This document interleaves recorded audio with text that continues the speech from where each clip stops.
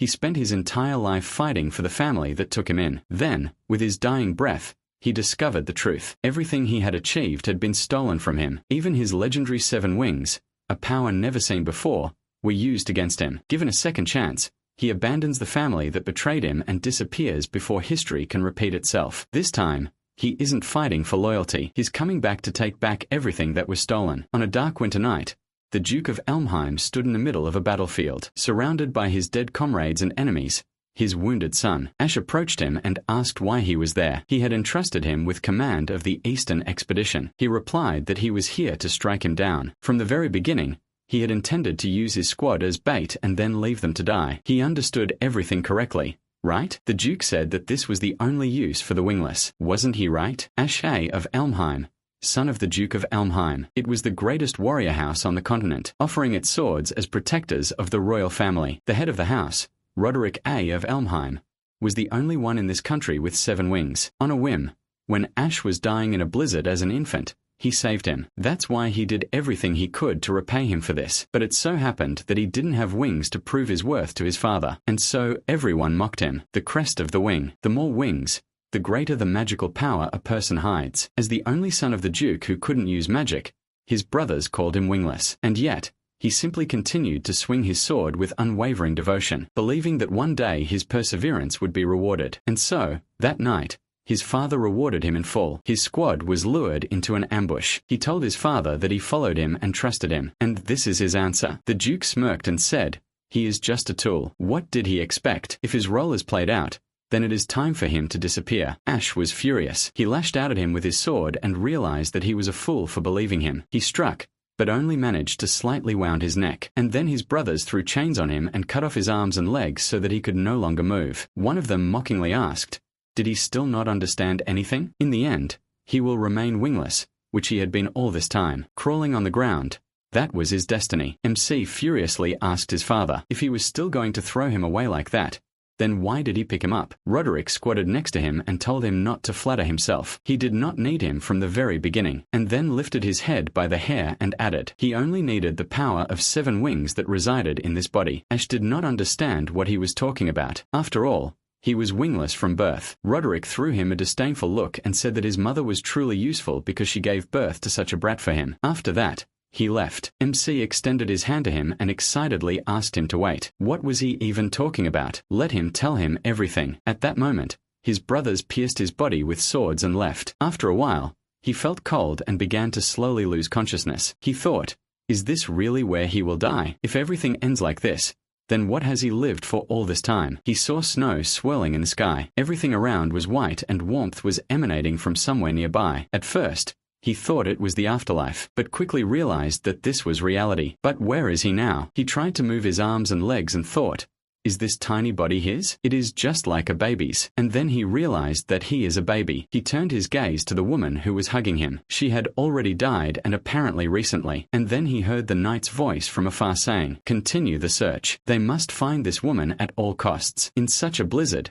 she could not have gone far. For the sake of Duke Roderick, they must return the baby she took. He was surprised and thought, what just happened? Did they say something about Duke Roderick? Does he want to take the child so they are looking for him? He heard that he was also picked up on a similar snowy night. Is it possible that he returned to the past? But this is such nonsense. He heard the clatter of hooves. They were already close and he decided to think about it later. If he stayed here, he would definitely fall into the hands of the Duke. He got out of the embrace of his dead mother, crawled in the opposite direction from the squad of knights, deciding to get away from here as much as possible. His small arms barely pulled the rest of his body along with them, which made them burn. It was very difficult for him to breathe. His whole body and limbs were burning. His whole life was one continuous crawl, but this time, he would definitely survive. He remembered his father and swore revenge on him. Time passed. Morning came, but he no longer had the strength to crawl and he fell asleep long ago. A little girl approached him and called her father, this Count Highfried. He picked up the baby,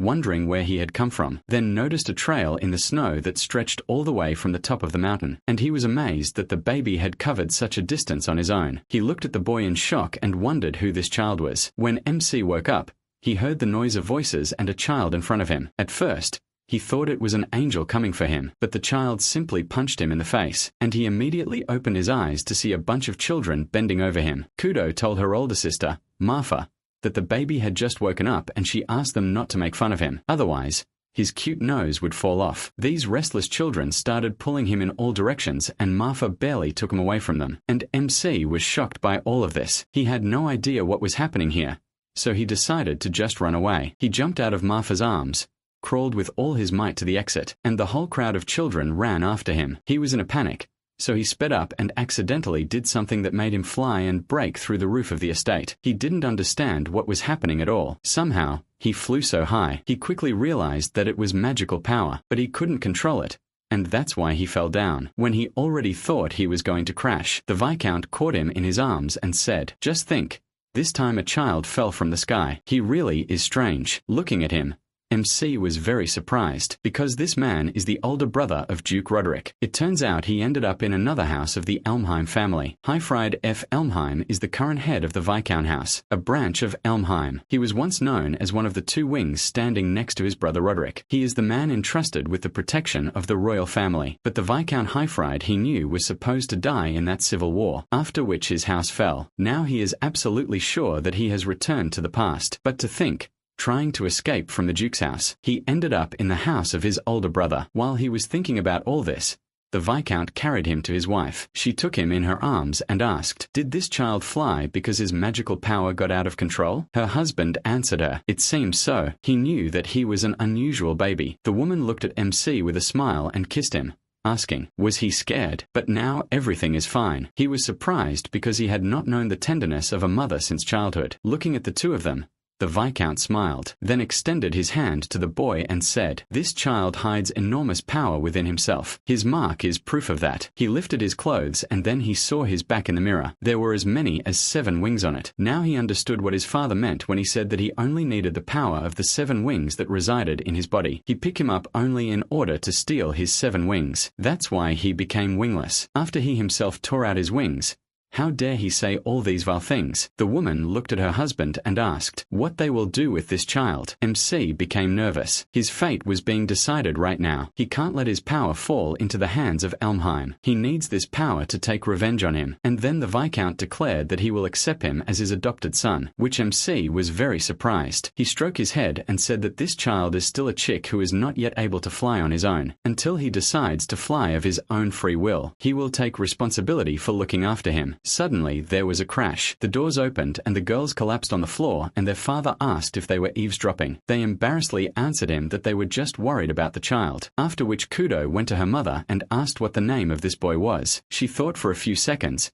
then picked him up and said, "His name is Asta. This is the name of a new star born in their house." 10 years later, the day of the debut came. Viscount Hyfried and his son and daughter arrived at the festival venue. Hyfried was the first to get out of the carriage, followed by MC. He gallantly offered his hand to his sister Alphen, and she got out of the carriage thanking him. After adjusting her hair, she followed her father along with her brother. The Sword Dance Festival is an annual event held by a certain ducal house under the patronage of Elmheim. It is a social gathering for the families of military nobles. Although these events are designed to strengthen bonds between nobles, during the festival, each house presents aspiring swordsmen to showcase their talents. They walk through the crowd, everyone whispering about the Viscount and his adopted son of unknown origin, and how they are thus dragging the name of Elmheim through the mud. They were most interested in Asta. Alphen heard their whispers perfectly well and angrily told her brother to ignore them. If he showed weakness, they would trample him into the dirt. He noticed how she clenched her fist in nerves, and his father said, "This is the current state of the Viscount's house." He wanted to show him that. Is he disappointed? MC answered him with a smirk that this was not true at all. This kind of coldness was exactly what he liked. Hyfried laughed, pleased with his answer, and he thought, in his past life, as a disgrace to the Elmheim house, he made the worst possible social debut here. So this place is full of bitter memories for him. But now that his 7 wings are with him, everything will change. He noticed his siblings looking at him with displeasure from one of the windows of the estate. This gave him the determination to make the most spectacular debut in high society. The first fight soon began. In an era when knights ruled the world, they were expected to possess both strength and grace. Strength was demonstrated through swordsmanship and grace in their glory. The symbol that embodied both was the supreme sign, the wing crest. The fight was over, and Alphen said it was as impressive as ever. No wonder Furan and Flair hadn't wanted to come. Asta's expression darkened, recalling his humiliating defeat in this very arena, and his sister, noticing this, called out to him and asked if he was nervous. After all, This was his first sword dance festival. He told her with a smile that he wasn't particularly nervous, and added silently, rather, it made him nostalgic. She looked at him puzzled, trying to figure out what he was thinking, and their father said that he had to go to the meeting and would leave Alphen in his care. She was indignant. She was a year older than Asta, and he said with a smile that it was because she was a little absent-minded. His father patted him on the shoulder and said that there were a lot of children his age here. He should use this chance to expand his circle of acquaintances. He added in a whisper, "Be careful. No one can find out about his 7 wings." After that, he left. Alphen puffed out her cheeks in offense, and MC thought, easier said than done. Immediately after he left, he felt many glances at him and scratched the back of his head in confusion. It was difficult to communicate when the atmosphere was so openly hostile. He caught sight of an acquaintance. He immediately headed towards him, and his sister asked where he was going, to which he replied that he needed to make friends. His brothers were sitting on the couch surrounded by their dogs. He approached Dallas and asked with a smirk, "Who the hell is he?" He greeted him confidently and introduced himself, saying, "His name is Asta F. Elmheim. He is his younger cousin." He saw him and decided to say hello. His brother laughed and told Dallas that this is the adopted child, the one who was taken in by the Viscount's family. Dallas grinned and said, now he understands why he has the nerve to use the F in his name. Dallas and Gurion, both legitimate heirs of the Elmheim house, and the ones who killed him in his past life. Just think. He used to be deathly afraid of them, but now he realized they are children playing at being adults. Alphen pulled him out of his thoughts. She grabbed his hand and offered him to go back. He had already said hello. Dallas called out to her and asked, did she also come? Was she really going to hide behind her father's back today? Why doesn't she come and entertain them? This is the order of the main house. She turned to him and firmly said, there is no master-servant relationship between the main and side branches. She pulled Asta along with her and he asked her to wait, as he was not finished yet, but she squeezed his wrists so tightly that he decided not to bother again. But Dallas finished too. He mockingly and loudly asked his friends, did they know that their father could not even protect the king despite being a knight? He had to let his own brother cut off his hand to bear responsibility. He was just glad that the blood of a loser did not flow in his veins. Alphen could not stand this anymore. She let go of her brother and approached Dallas, furiously ordering him to take back his words. She would not allow her father to be insulted. Instead of answering, he spat wine in her face and said, her father must be so disappointed that he only has useless daughters who cannot even inherit the title. This isn't a dance hall for her. Next time, let her wear some rags so she doesn't have to worry about getting wet. She lowered her head and cried, and MC thought he was worried before he came here, worried that seeing their faces again would leave him completely angered, but he was glad that they were still the same trash. He snatched a bottle from a boy's hand, gently touched his sister's shoulder, asking her to move away, and then threw the bottle at Dallas, and when he deftly caught it, he immediately swung his sword, cutting it in two. The wine immediately spilled on Dallas's head. He wiped the blade, tasted a drop, and asked mockingly, is it just grape juice? Just right for such a spoiled aristocrat, right? 3 years ago, Aestia trained with his father to use the power of 7 wings. He couldn't contain the magic, and it spilled on a powerful stream. Highfried told him to restrain himself. Was he really going to kill his sisters? His burst of magic knocked Kudo unconscious. Her older sister held her in her arms,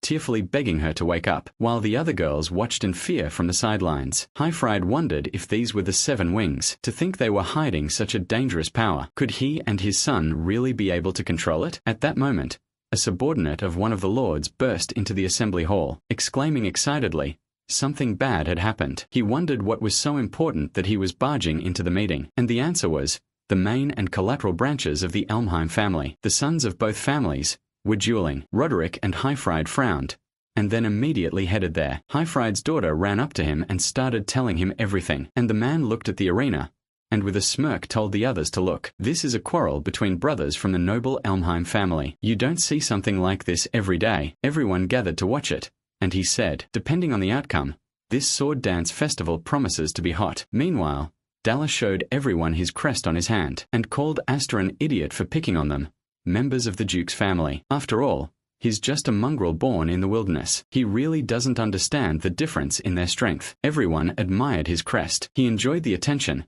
and told Asta to show his wing crest too. Or is he ashamed to show it in public after seeing it? MC said he was right. Such a shameful sight, boasting about some pattern, as if it was something to be proud of. He would never do that. Dallas shuddered with anger, and Asta said that if he lost, he would apologize to his sister, and Dallas agreed. But if he won, then he would be his dog. He would chase him to death for the rest of his days. After these words, he rushed to attack. MC blocked his blow, but the recoil pushed him back, and his hand trembled. Dallas grinned and said that this is the power of those who have wings, and then began to strike again. Alpand was deeply worried about her brother, and the man said, "Young Dallas's swordsmanship is still crude, but no matter how clumsy he is, his magical power makes up for it. This is the advantage of those with the wing crest. If the magic of one wing is like candlelight, then the magical power hidden in 4 wings is truly the light of an entire explosion." Dallas pounced on Asta and asked where all his passion had gone. Didn't he want to make him apologize? Or was it just talk? He pounced on him, telling him to show what he could do, and one of the lords said that the outcome of this fight was a foregone conclusion. Dallas swung his sword, but MC blocked his blow, which he was very surprised at, and said that he was talking too much. He threw it away and prepared for another blow. He spent these 10 years in the Viscount's house, learning to control magic, waiting only for the chance to take revenge on them all. He delivered a powerful blow, which Dallas barely held back. He fell to one knee, and his brother was shocked that this adopted child made him do this. Asta pressed his swords harder. He smiled nervously, not believing it. He is the owner of the 4-wing crest. MC looked down at him from top to bottom. Under his onslaught, Dallas's swords cracked and people asked in surprise, "Is he really going to win like this?" Dallas was completely suppressed. To think there was still someone like him left in Elmheim. Asta involuntarily released his magic, causing his father to immediately become worried, and he continued to press Dallas. He remembered how he had cut off his arm with that nasty grin on his face. The magic flared even more intensely with rage, and Dallas, in a panic, asked him to stop. Alphen called out loudly to her brother, telling him not to do this, which caused him to regain his composure, and a bright flash erupted. Broken blades flew apart, and the man looked thoughtfully at the winner of this duel. A puddle formed under Dallas, and MC said, "Next time, to avoid the fear of getting wet, let him come wrapped in old rags." Alphen let out a sigh of relief, and Asta looked at her and his father with a smile, thinking he was no longer the wingless ash. This realization alone dispelled the clouds in his mind. Enough for today. Suddenly, he felt a terrifying pressure, and it emanated from Duke Roderick, who was obviously dissatisfied with the outcome of the duel. He immediately turned to him, and saw how sternly he was looking at him. Meeting his former father made him uneasy. Everyone present began to whisper. No one could believe that the youngest child of the Viscount's family had actually crushed the heir of the main house, but now everything was even worse. After his pride was trampled like this, he would not remain silent. The 8th head of the main house of Elmheim descended into the arena. His son immediately smiled, thinking that his beloved daddy had come to his aid. The Duke's shadow covered Asta from head to toe, and he measured him with a glance, but he still remained confident. Dallas immediately ran up to his father and pointed his finger at Asta, saying, "It's him, this idiot who went against the main branch. Although he's just an adopted child, let him use his power to crush him." Roderick gave him a displeased look, then pierced his palm with a sword, which he clearly didn't expect from his father. He screamed loudly in pain. Brian was horrified by this sight, and Roderick asked, "How dare he smirk? He trampled their family name into the dirt. Someone who can't even stand up for himself has no right to hold a sword." Realizing what he was about to do, Hyfrid told him to stop, but he didn't listen, and raised his sword over his son. But nothing happened. MC stood between them, and the Duke's sword lay on his shoulder. He asked with displeasure in his voice what he was doing, to which he replied, "His cousin hasn't apologized to his sister yet, so can he postpone the punishment for later?" Roderick said he heard Hyfrid had taken him in as an orphan. Did that make him a true Elmheim? He told him he was a Viscount's son, and suggested he set aside blood ties. What about knightly pride and the burden of inheritance? His father had taught him that well. Roderick glanced at his brother, and then said, "Then, as a member of the Viscount's family, he needlessly wounded the main branch, the king's sword, the pinnacle of 12,000 knights under their banners. That pride, this was no longer just a childish squabble. He should understand that. His father had paid with his hand for his disloyalty." Hyfrid drew his sword just in case, and his brother held the blade to his son's neck, and asked how he would pay. Despite his threat, Aestia was undeterred and said, "This was not a brotherly squabble, but a formal duel." He responded to the insults against the Viscount's family with his sword. He himself said that anyone who can't stand up for themselves has no right to hold a sword. Therefore, he won't give him a single finger. The man whistled, and Count Mays asked with a smile, "He's 10 years old, and he behaves like this? He must be joking." Roderick looked him over, put his sword away, and said that he understood everything. Then let him stand. MC immediately did so. "We suspect unkindly," immediately after which the Duke struck him, sending him flying against the wall at high speed, causing a loud crash. Alfin covered her mouth in fear and began to cry, and Hyfrid was simply furious. He immediately attacked his brother, struck him, which he blocked, and then ran to his son, worriedly asking if he was okay. His blade broke, but he himself continued to stand in his stance, despite the wounds he received. Roderick glanced at the boy and left with his son. Only then did Asta allow himself to relax. He almost fell, but his father caught him, and he said with a smile, he protected him. Hyfrid admitted that he was magnificent. Meanwhile, Roderick went up to the second floor, and the man said that it was childish, but letting the boy talk would mean ruining the reputation of the main branch. Well, wasn't that a worthy compromise? He stood up to the Duke and survived. He's a rising star. This is the best debut for this guy. The Lord added that he was terrified. He thought Roderick would cut him in half right there. Roderick sternly said that an era of upheaval would come, a storm strong enough to split the world in 2 or 3. A new day dawned. MC was practicing fencing with a knight of his house, and the others watched in amazement. He knocked the sword out of his opponent's hands, causing him to fall. After that, he looked at Asta with a smile and said that it was impressive, then stood up, and his comrades began to discuss this fight. He has quite serious skills. It's scary to think that he's only 10 years old. After returning from the sword dance festival, he trains with even greater zeal. This must have inspired him a lot, and he crushed the Duke's third son. They had to endure insults from the main family for a long time. So this is great news. After listening to them, MC rushed into battle again and thought, at the sword dance festival, he fully demonstrated his power and presence. This should silence those who called the Viscount's family a stain on Elmheim. But his main goal is still the main family. He was too greedy and wanted to see how far his skills would go. He wanted to test himself even more back then, but in his current state, he can't defeat Roderick. In the end, the crest is just an indicator of the rank of hidden mana. Even innate mana is a useless treasure if you can't control it. And yet, he still can't draw out the power of the 7 wings. If only he could experience the power of the 7 wings to his heart's content, without worrying about going mad. He struck, winning the duel once again, and signaled for the next knight to enter the arena. His sister approached him and asked, is he showing off his skills again? He, as usual, knows no limits. By the way, their father is calling him. He decided to go to him immediately, and noticed that Alfin was dressed differently today, and said, this outfit is rare. Didn't she say she didn't want to wear this because it looks unsightly? She told him that balance is important in everything. Looking at him, she realized that she, too, couldn't remain the same. She pointed her sword at him and said with a smirk, so when he returns, he will keep her company for a while. He laughed and asked her to go easy on him, after which he went to his father's office. When he entered, Hyfrid told him to sit down. Apparently, a serious conversation was brewing. It had been 10 years since they accepted him into their family. To be honest, he thought about waiting until he grew up a little more, but he decided not to. He placed a ring with a shining ruby on the table, and said, this is proof of the status of the next head of the house. He wants him to inherit the title of head of their house. As he knows, their family is in a delicate situation. However, they are still a side branch bearing the name Elmheim. As a lord governing a territory, he has much to protect. They cannot leave the heir's seat empty forever. Aestia frowned and asked, did his sisters agree with this? He answered him that his sisters would return from the Knight Academy in 3 days. He intended to officially talk to everyone then. He was talking about his older sisters Marfa and Kudo. He smiled and said that if that was the case,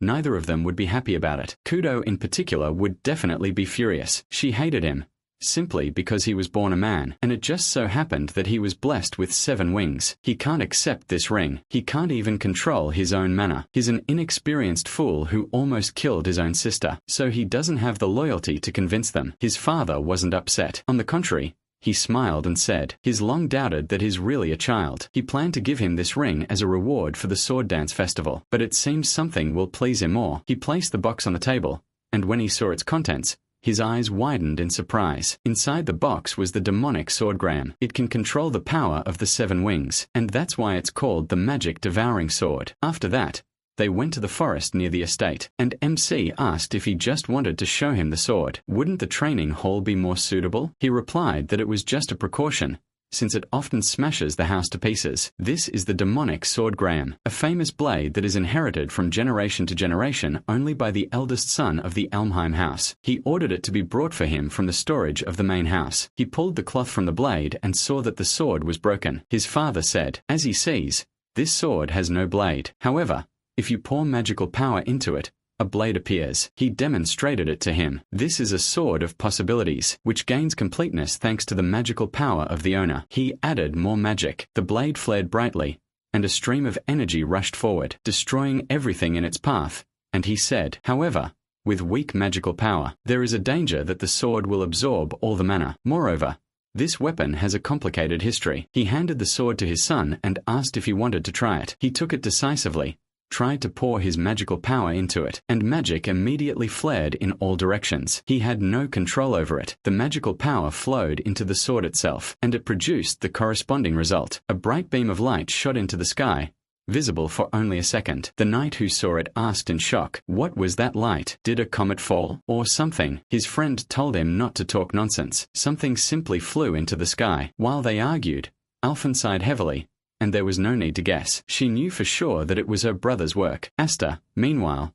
chuckled nervously and said that this sword was simply monstrous, and his father looked up at the sky and remarked, what was truly monstrous was its power. The bearer of the seven-winged crest had never been born even once in the entire history of the Almheim generations. If he mastered this power, he would eventually become a swordsman far superior to those with 6 wings, like himself or Roderick. MC vowed to surpass the Duke, and his father warned him. Excessive power inevitably sparks conflict. If word got out that he had 7 wings, everyone would be desperately jealous of him. Some would want to exploit him. Others would try to eliminate him as a hindrance. Therefore, to avoid regretting his own powerlessness when the time came, let him become strong. He needed to do it while he still could. He extended his hand to help him up, and Asta thought he was right. He would no longer drag out a miserable existence, like in his past life. He thanked his father for his instructions. He would definitely master the 7 wings and this sword. 3 days passed, and Marfa and Kudo finally returned. Kudo immediately stood at attention,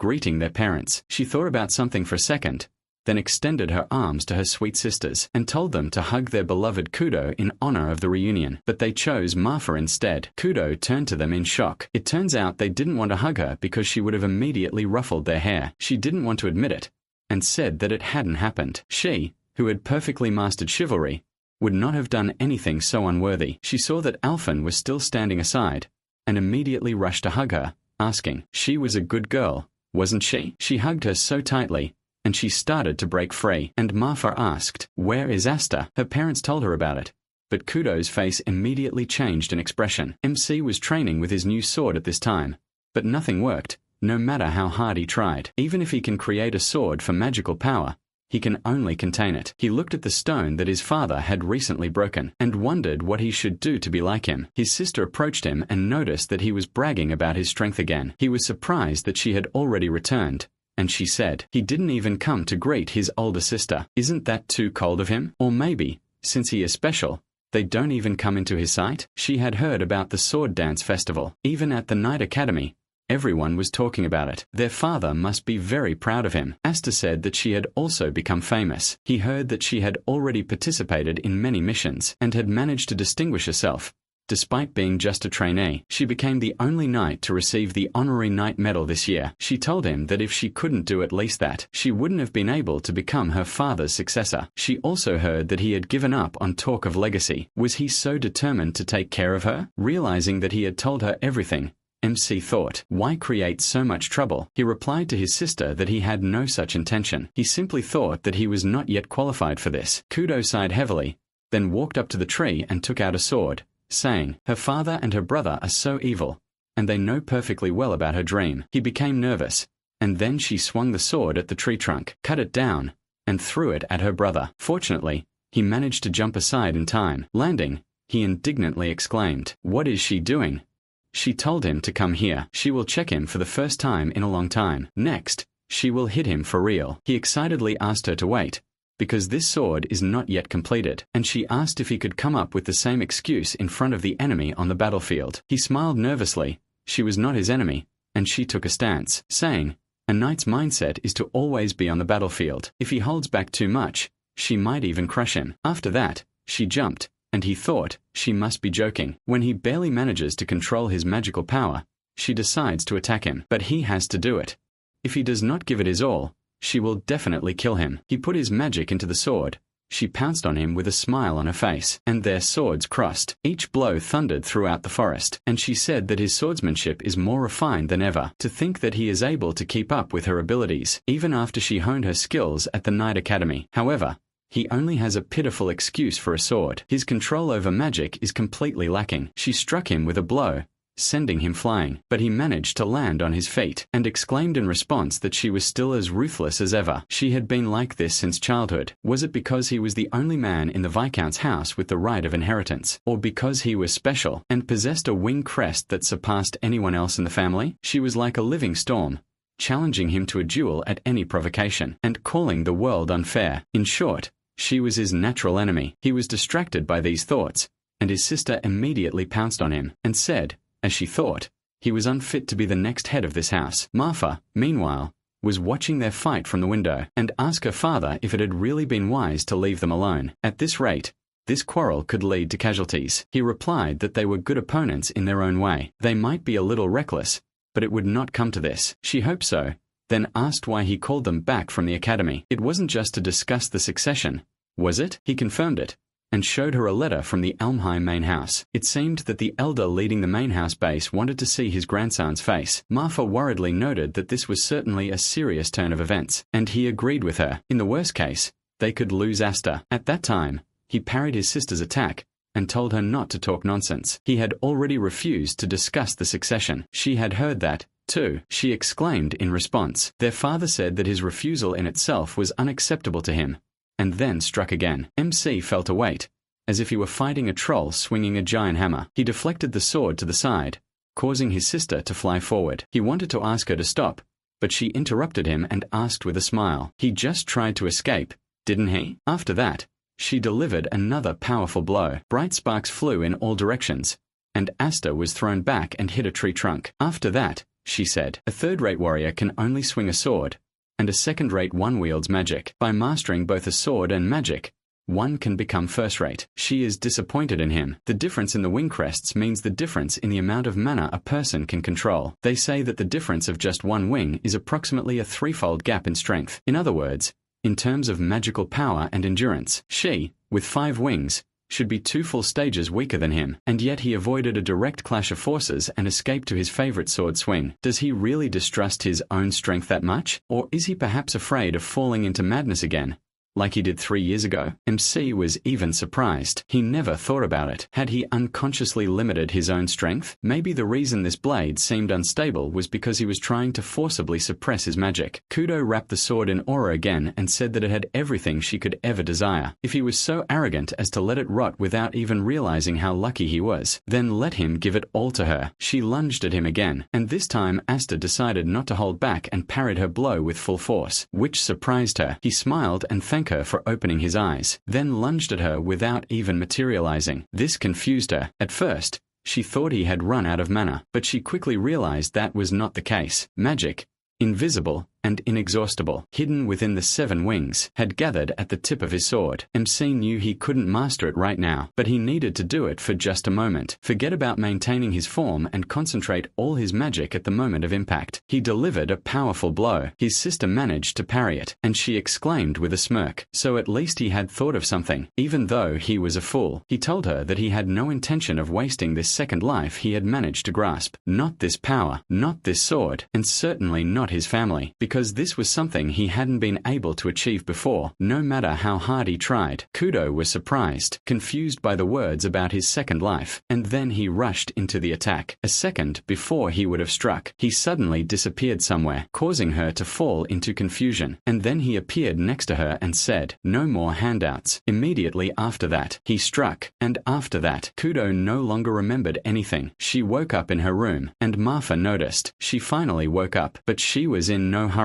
Kudo immediately jumped out of bed and excitedly asked what happened with the duel. What happened with her fight against Astia? She told her that he himself brought her here. He said that she fell asleep right in the middle of the duel. Perhaps the fatigue from the journey got to her. At least that's what he said. Kudo frowned and said that it definitely couldn't be, and then remembered. At the last moment, she was sure that Astia had cut her, but in fact, he must have dispelled the mana blade a split second before the impact. What she felt was only a residual trace of mana passing through her body. Astia would never kill his own sister, but at that moment, she truly believed that he would kill her. Even though he is much smaller than her, he really is a mean little brother. This thought made her smile, grabbed her sword, and asked her sister where Astia was. She would never accept this outcome of the duel. This time, she would give it her all from the start. Marfa said he was no longer here. He had received a summons from the main house. He had left only recently with his father. She didn't know about this? Kudo was, to put it mildly, shocked by this news. Meanwhile, MC and his father were already halfway to the main house. High Fried warned him. The people they would meet were the elders who upheld the truth of House Elmheim. They were the former heads of the main and branch houses, as well as influential figures in the entire house. Although they had retired, they still wielded enormous power, which is why they were called the silent rulers. These elders hadn't shown the slightest interest in him since the day he adopted him. So why had they summoned him now? Astia assumed it was because of what happened at the sword dance festival. He heard that the elders valued the family's prestige more than gold or even their own lives. Those who tarnished that prestige were thrown into a cage to be fed to the beasts. His father asked where he'd heard such stories, and he evasively replied that he'd simply heard them somewhere, but he was already prepared for punishment, or at least exile. His father asked if he was sure that was okay. After all, he'd left without even saying goodbye. He smiled and told him that everything was fine. He'd been planning to leave anyway as soon as the sisters arrived. Besides, Kudo was probably glad he wouldn't be getting under her feet. She could relax. Thanks to her, he'd finally begun mastering the new sword. He felt like he could draw out more of the winged family's power than ever before. So, whatever happened to him next, he shouldn't even try to help him. He was prepared to survive on his own. His father wanted to say something, and suddenly Kudo's voice was heard from outside the carriage, exclaiming indignantly, "What do you mean? On your own? He's the youngest in the family, so he shouldn't act like someone incomprehensible." They both looked out the window and were very surprised to see Kudo. She must have run all the way to catch up with them. She kicked open the carriage door, climbed inside, and said that he was so cruel to her. He left without saying a word to her. She heard everything. He was called to the main house. Right, even she and Marfa had never been called there. He said he is sure she understands, but he can't take her with them to the main house. She sat down next to her brother and answered him that she knows it. He called them here to look after everything while he is gone. Right, she understands that perfectly well, but this call means that he is in a situation that requires extreme caution. Even Marfa said that he might not come back again. To calm her down, he said with a smile that she was exaggerating. He was going there just to talk, and thought, although whether he would be able to return after this, that was the question. She seriously told him to listen to her carefully. She can't stand him. He is her younger brother. He has 7 wings. He is always treated specially. He is stronger than her, even though she is his older sister, and he acts like an adult. Although he is the youngest, she can't stand all this, but still, he is part of her precious family. No matter how strong he is and how mature he acts, he is still her younger brother, so let him definitely come back so that they can fight again. She will not let him get away with such a victory. After that, she jumped out of the carriage, and MC looked after her, asking why she came all this way. Hyfrid smiled and said that she was a good opponent, and his son mentally thanked his sister. He will definitely return. When they arrived at the main house, they were immediately met by guards, and their leader said that the Great Elder was already waiting for them inside. Hyfrid declined the escort, as he knew the way himself, but the guard refused him. He was strictly ordered to escort them both inside personally. The atmosphere was tense, as Astra thought. They didn't call him to babysit their grandson, but still, it brought back memories. He hadn't been home in a long time. As they walked, his father said, he's sure he understands this already, but today, especially, he can't lose his composure, no matter what they say to him. He answered him that it depends on how they behave, and his father clarified. That's exactly why he says the problem is with them. He started telling him about the elders, but MC wasn't listening at all. He glanced at the training grounds, seeing Gurion, but his brother Dalas was nowhere to be found, and he thought, with his working arm shattered, it would be difficult to return to duty so soon. His father called out to him and asked if he was listening. He turned to him and excitedly confirmed it, and after they surrendered their weapons, a guard led them to the entrance, and Asta calmed down, promising him silence. In the end, his sister warned him to return safe and sound. They entered the meeting hall. The chief elder remarked that they had finally appeared, and it had been more than 10 years. His great-grandson, Hyfried, knelt in greeting, and MC thought, so this is the monster lurking in the shadows of Elmheim? The 6th head of the family, Zanu's Elmheim, and the rest are most likely simply under the wing of the house. There are a few familiar faces from the sword dance festival, but Roderick is no nowhere to be seen. The elder understood what he was thinking, and said he wasn't there. He was the leader of the knights, reporting directly to the royal family, so he didn't have time to be distracted by such trivialities. So they, the old soldiers, were doing him a favor by taking on administrative matters. Asta thought he'd never even seen him in his past life, so he didn't care, but he'd gathered so many dignitaries without the current head present. For someone who had resigned, he still seemed to wield considerable influence. Highfried asked what exactly he meant by trivialities, and his grandfather smirked. Hasn't he already figured it out? He'd heard his pet had caused quite a stir at the sword dance festival. MC had known this would come up, and Highfried responded to the elder's words. As for this matter, the current head of Roderick should have handled it personally by now. Others immediately objected. It was nothing more than a public performance. It doesn't change the fact that the Elmheim name was tarnished. Taking in a child of unknown origin as an adopted son was a mistake from the start. They would have turned a blind eye if he had remained harmless, but he bared his fangs at the main family, and everything changed. They have no choice but to exile him, and, of course,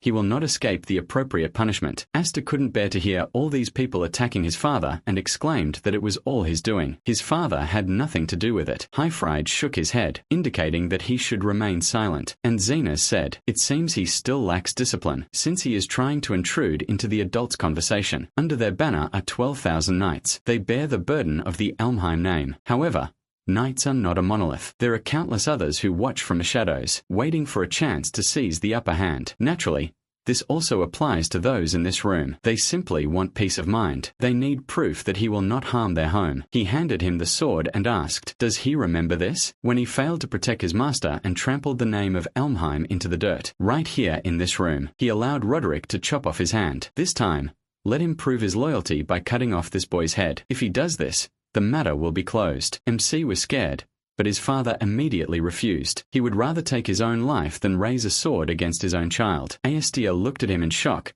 and the elder said, "In that case, he can die. His wife, his daughters, and this boy, every last one will be executed. And from today on, the Viscount's house ceases to exist." The guards pounced on them from all sides. MC was angry and asked the elder what he was so afraid of. A group of grown men huddled together and trembled, looking pitiful. If they were so afraid of being bitten by their own dog, then they could banish him or kill him as they pleased, but they could not touch his family. He began to take off his clothes and mentally asked his father for forgiveness. He would have to disobey him. When he took off his shirt, everyone saw the crest on his back and were very surprised. No one had ever seen anything like it before. He said, "If they touch his family, these 7 wings will become enemies of Elmheim. They better think twice." Amidst the surprised voices, the elder approached the boy, and the nobles asked, "The crest couldn't be fake, right? After all these hundreds of years, for something like this to appear on a human body?" The great elder asked, did he even understand what he was showing them now? Astia confirmed this with a confident grin. He had heard that the more wings, the more surprised people were. Count Maze laughed and clapped his hands, and when everyone glanced at him, he apologized. Xena said that the crest was an organ that produced magical energy, bestowed upon people by spirits in ancient times. By passing this power from parent to child, from generation to generation, people honed its power even more. And yet, no one has ever reached the level of the 7 wings, with the sole exception of the Spirit Clan, which was the progenitor of the crests themselves. MC asked if he was implying that he was a member of this Spirit Clan. He replied that if his 7 wings were real, then it was possible. Right now, the fate of the entire family depended on him, and he said that he was the son of a viscount. And right now, he didn't care at all about the circumstances of his birth. All he wanted to know right now was whether they were willing to see him as an enemy or not. Even if he were banished from Elmheim, there would be many noble houses who would fight to accept the owner of 7 wings, and for them, who were already afraid of rebellion, this would be a huge threat. They should be willing to keep him close. The symbol of the 7 wings, the one who surpasses even the Grand Duke Roderick. At the mention of his name, they immediately tensed, and he thought, just like the old man said, even Elmheim is not united. The fact is, a rebellion is coming, a massive civil war that will engulf the entire country. He had already seen this future once, so that he and the Viscount's house can survive what is coming. He wants to determine right here who is his friend, and who is his enemy, even if it means risking a little. Xenas chuckled and asked, did he really believe he was worth that much? There was no proof that those 7 wings were real. He challenged him back. If he didn't believe him, he could safely kill him. But if they tried, it would mean war between him and all of them. And he thought, well, If Elmheim got serious, killing someone like him wouldn't be difficult for them. So what would they do?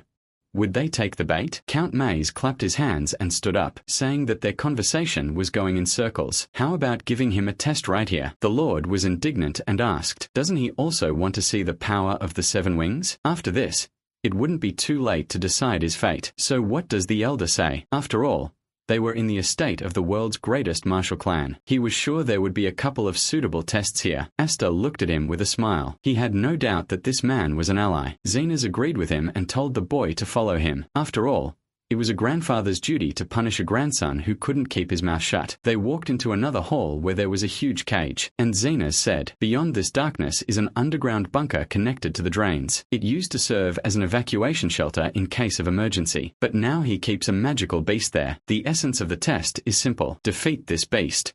That's all. Heifeld looked at his son and called him a problem boy. And this, after he told him so many times to keep the existence of the 7 wings a secret. He told him he couldn't hide something so obvious forever. This was a good opportunity. His father asked him to remain vigilant, and he grabbed the chain and jumped into the drain. As he descended, he noticed the Count's gaze on him. Once down, he noticed that it was indeed dark, but not so dark that he couldn't see anything. When his eyes adjusted to the darkness and he looked around, he saw something terrible and cried out loudly. What is that? Dallas's head lay on the floor, fear etched forever on his face. Zenas said he'd given him a chance to regain his honor, but all he did was moan until the very end. It was unbearable to watch. He too had better not disappoint him. A chomping and crunching sound was heard nearby. A huge lion was devouring the remains of Dallas, and Aestia drew his sword. The beast roared loudly upon noticing him, and the test began. He thought, so the rumors about Elmheim keeping magical beasts in their estate were true. Only this time he felt sorry for Dallas,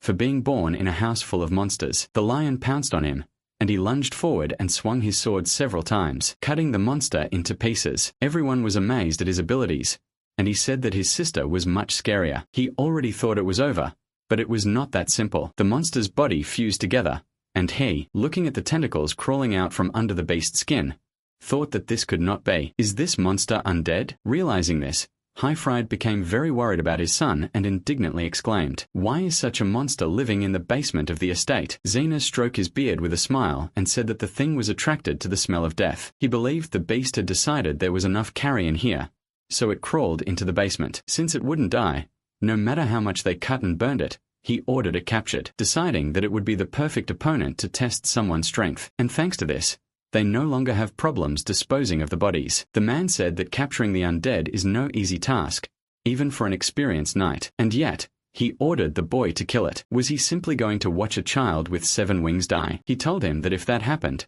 it would mean he was nothing more than a boaster. The crest of a wing without power is worth less than a common decoration. The man objected, and he told him not to worry. Even if he died, they would be able to deal with the consequences. In fact, they might even be more comfortable that way. He chuckled softly, and Count Maze glanced worriedly at the boy, wondering why he'd been so overbearing. He shouldn't die so easily. MC, meanwhile, continued to hack at the monster, but no matter how many blows he landed, he felt no recoil at all. Besides, the monster's regeneration was simply phenomenal compared to ordinary undead. But the undead were already dead, so to finish them off completely, he'd either need to burn them with sunlight or purify them with a holy weapon. And if he couldn't do either, then don't engage. That was standard protocol and common sense when facing the undead. But of course, he had no escape route. If he only used superficial, ordinary methods, then his possession of 7 wings was meaningless. He would prove his worth. He'd show them he could crush ordinary undead with brute force. He swung his sword,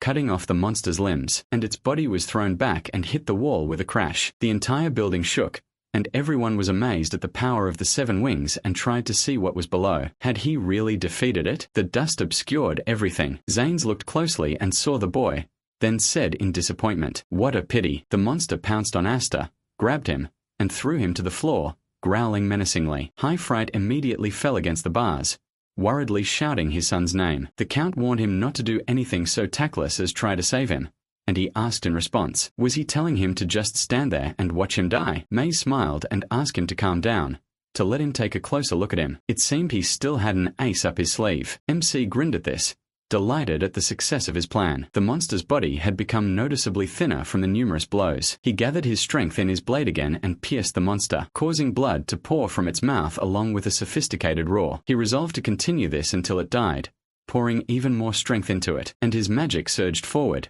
piercing the monster's body. High Fright was surprised. He'd seen this before, he'd taught him. But this was something entirely different. A stream of magic swirled like a tornado. The chains tore loose, and the ceiling cracked. The bars of the cage snapped. Everyone panicked and urged the elder to leave. But Xena stood and watched the power of the 7 wings. The Lord fell to the ground in fright and asked, "Is everything quiet?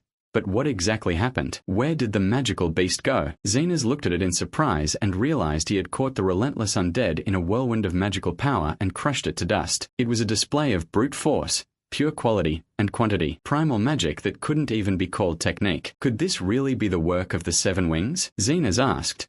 Had he done something like this before? High Fright replied that it was unlikely. He couldn't help but be amazed at how his son was growing. Maze spoke. "Well, great elder, did he pass the tests?" He paused and replied that he doubted anyone here would object. Maze shouted, "Asta, did you hear that? He passed the test, so he suggests they come up here quickly." Asta replied that the chains they lowered earlier had gotten tangled in all this chaos. Perhaps someone could throw him a rope? Sometime later, Xena sat in his office and asked the protagonist if he was sure about this. If he missed this chance, he wouldn't get a second one. Asta replied yes. He wasn't interested in fighting for the inheritance of the main branch of the family. Besides, if someone like him were hanging around his cousin's estate, they wouldn't be able to sleep peacefully. His place was still in that old man's house. Xenas asked again. He calls this modesty? He couldn't uncover the ambition burning in his eyes. He intended to turn against their family sooner or later, didn't he? Asta froze and looked at him questioningly, prompting Xenas to ask, "He wants Roderick's head?" He shouldn't be so cautious. He had no intention of interrogating his motives right now. He asked again, "But why? Aren't the rebels their enemies?" He replied that he had already said they weren't one. This Roderick was too stubborn,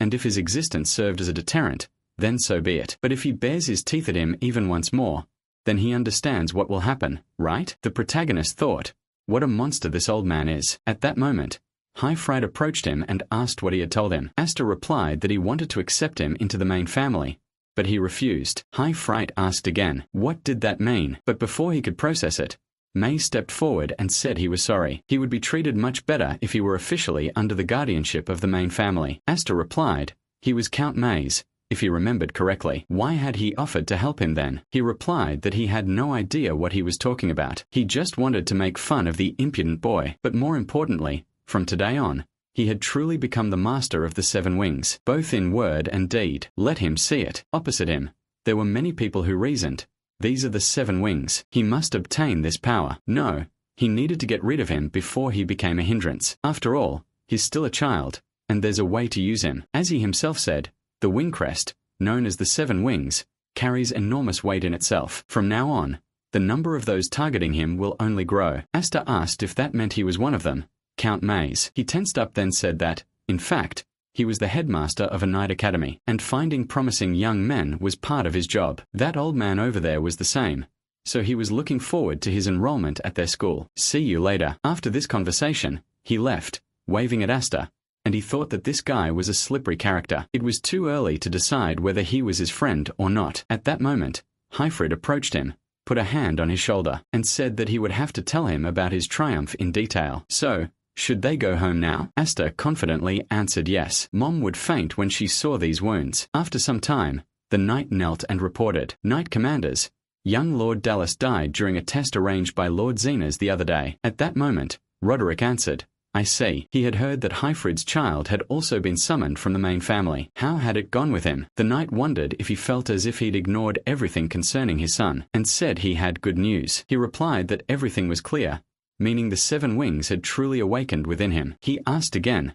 so he knew about this? At this rate, the balance of power within the family, which had been maintained for so long, could collapse. They should take action. Roderick said to leave things as they were. If it could be shaken by an obstacle of this magnitude, Elheim would have fallen long ago. Besides, there was no rush. The 7 wings would sooner or later belong to him. For now, let him play free. He would be pleased to see how long the infant he allowed to escape that day could struggle. This is the child of 7 wings. 4 years later, a university employee started shouting. Applicants for the entrance exams to the Night Academy Please come to the registration desk. Those who have completed the exam should proceed quickly. Some of the knights turned around and asked, "Is this the guy from the rumors? That can't be right." He heard he was a much sterner guy. The man placed documents on the table and said that the state knights are responsible for any injuries or accidents during the exam. If he agrees, let him sign right here. After that, please let him present his wing crest. They can't let anyone without magical power through. It's impossible to forge. When the man took the document in his hand, he said, "Okay, now his wing crest is Aestia Elheim." When he heard the name, he became frightened and looked in surprise at the protagonist, who asked, should he have presented his wing crest? But his duty lies in a place that's not so easy to show. Isn't his face enough to get him accepted here? Sometime later, when people had gathered in the square, Aestia was among them and suddenly heard someone calling his name. The guy said he was actually talking to him, the one standing there with such an air of importance. He'd never seen his face before and didn't know what kind of village nobleman he was. But didn't he think he'd come to the wrong door? The guy's name was Bigger Smythe, and he said Elta, one of the elite knights, was gathering here. This was the venue for the selection exam for candidates for the glorious royal knighthood. Did he understand? Aestia replied that there was no problem then, and Bigger started yelling at him to stop. Everyone here had gone through grueling, torturous training, and even so, they returned to take this exam again and again, dreaming of the path. And he had come here waving that childish sword? A pathetic messenger like him had no place here. If he'd just come to gawk, then he should get out of here right now. The surrounding guys realized that Bigger had started up again, hazing the newcomers again. And doesn't he get tired of doing this every year? But more importantly, isn't the guy he's pestering the same Elheim everyone's been gossiping about? That's Aestia, the one with the 7 wings. At that moment, Bigger was lost in thought and surprise, when suddenly another guy approached them and asked, "Wow, who is this?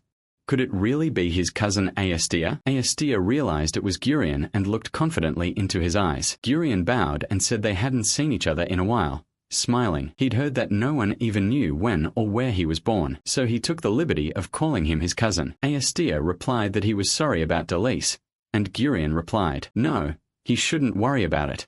Such a worthless creature deserved to die." On the contrary, he felt relieved now that he was gone. Just because he was a year older, he always acted like he was something incomprehensible. He was also in his way. He doesn't know anything about these 7 wings of theirs or anything, but he better not underestimate those of them who belong to the main branch family. Okay? With that, he turned around and finished saying that because now there was no one left here to protect him, the guys around him were discussing, were these 2 from the Elheim family at once? This time the candidates were out of luck. The main and branch families are still squabbling, right? They don't want to be caught in the crossfire. At that moment, Bigger realized his mistake and his expression changed. Then he turned to Aestia and asked, "Wait, is he? No. Is he by any chance from Elheim?" Aestia smiled and told him to just call him Aestia. After that, he offered him his hand. Sometime later, at the site of the first exam, the guys gathered and were told, "Gentlemen, he is glad you could come. First, he would like to express his gratitude for your bravery and patriotism. These royal knights differ from local knights in that they exist in the wilderness. They serve the king, protect him, and are honorable swords who risk their lives for the king. They don't need dull and useless swords. Even if they consider today's test a battlefield, they must demonstrate their true worth with their full strength." Aestia was among these men, thinking that what he was saying was complete nonsense. But he finally returned here, the path to becoming a royal knight. When he was wingless, he wasn't even allowed to stand here. Beyond this line lies a world of the powerful he could never reach, and the man who still reigns at its pinnacle is the commander-in-chief of the royal knights, Roderick Elheim. Let him just wait there. Roderick, he'll reach at this very moment. To do so, he must first break through this selection exam. At that moment,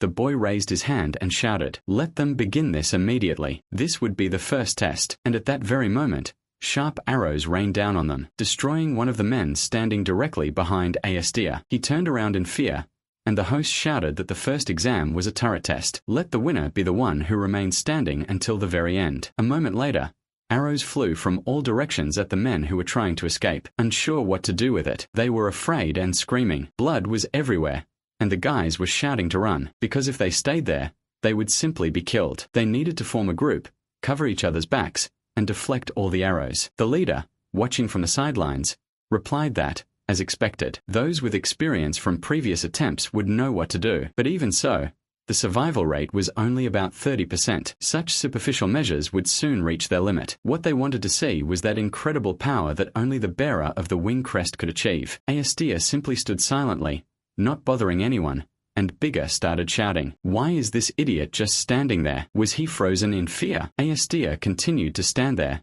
motionless, and Gurion considered dying like that, transformed into a hedgehog. At that moment, Astia drew his sword and, raising it high, cut through the arrows flying his way. All the guys were stunned by what they saw, and realized he deflected all the arrows with a single swing. Astia smiled and told them to aim at him with all their might. A moment later, he continued casting his spell with a calm expression, seemingly effortlessly defending his opponents with his own powers. Bigger wondered what kind of monster he was. Not a single arrow was reaching him. The host was surprised. Does he manipulate the released mana to create an upward flow? What incredible mana control. It was as if he were caught in a storm. A moment later, a strong wind arose, and the people didn't know what to do. They asked if it was over. Was this really the end? The host said more had survived than he'd expected. So what? It was excellent endurance. Gentlemen, let them look at the corpses around them. Those still standing had passed the first trials. There was no time to rest, so he would lead them to the next trial. Let them follow him. Bigger began to ward off fear and muttered, "What an instructor from the underworld."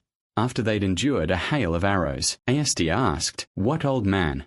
Are you exhausted already?" Bigger asked again. Why did he look so completely unperturbed? The moderator noticed he showed no sign of fatigue after expending so much mana. Astia possessed 7 wings. They'd see how he fought next. A moment later, Gryan followed everyone, recalling his words from earlier. He understood Gryan that he must prevent him from becoming a royal knight at all costs for the sake of the future of Elheim. The moderator announced that to ensure fairness in the next test, everyone would use identical swords. Everyone must hand in their swords and receive new ones before the training session. Bigger asked, "Why is that necessary? What a hassle." Astia asked again, "Was it different before?" Bigger replied that the swords they carried and those of mid-rank knights were almost identical anyway. It's just a guess, but they were probably wary because of that strange sword of his. Astia looked thoughtfully at his sword, and Gryan said what was to be expected from his cousin. It seemed he'd already tamed a hanger-on. Bigger asked again, who was it he called a hanger-on? Gryan continued, if he remembered correctly, he was the heir to the house of Baron Smythe,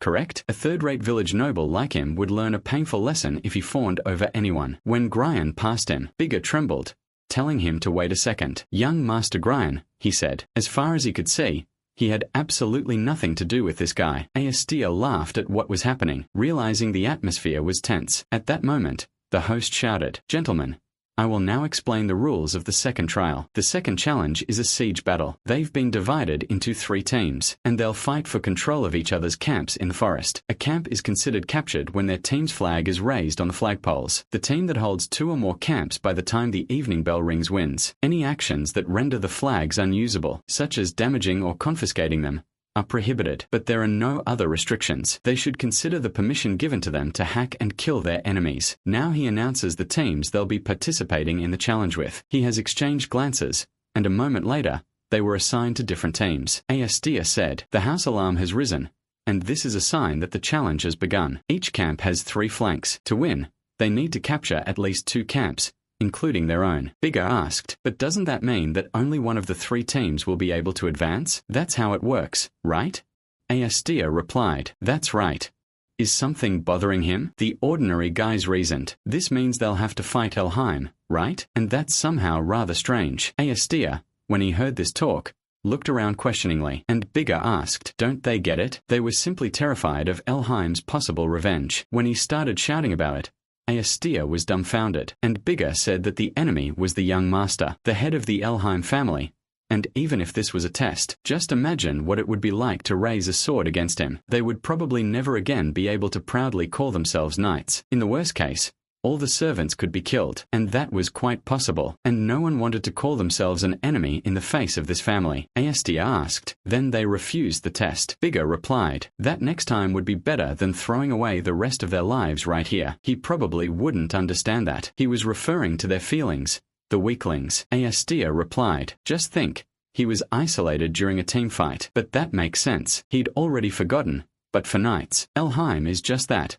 A family of tyrants who cannot be resisted. And Gurion, the symbol of this reign of terror, recalled Bigger's words and realized that from the outside, he too was ultimately just one of them. And yet, it was somehow too quiet. Had no one yet joined the fight? Were they simply being cautious? Or was there something else going on? At that moment, a young man came out to meet him, and asked who would have thought he'd actually come here alone. He assumed this meant everything was going exactly as he predicted up until that moment. Astia, confused by who they were talking about, asked why he'd taken down his own camp's flag. The man said that, just in time, he also had some free time. When he tossed the cloth into the air, he announced that he would be his opponent. Astia was dumbfounded, not understanding what this all meant. Gurion decided to show him, cousin, how true members of the Elheim family fought. At that moment, he was simply walking in the distance with his subordinates. The second stage of the Royal Knight selection exam is a siege battle. 20 participants are divided into 3 teams, and the team that captures 2 or more territories by the end of the exam wins. In other words, unloading your team's flag on the enemy base is an absolute requirement for passing the exam. That's why he wanted to ask, wasn't he on the yellow team? So why was he raising the red flag? The guy replied that everyone had simply formed an alliance.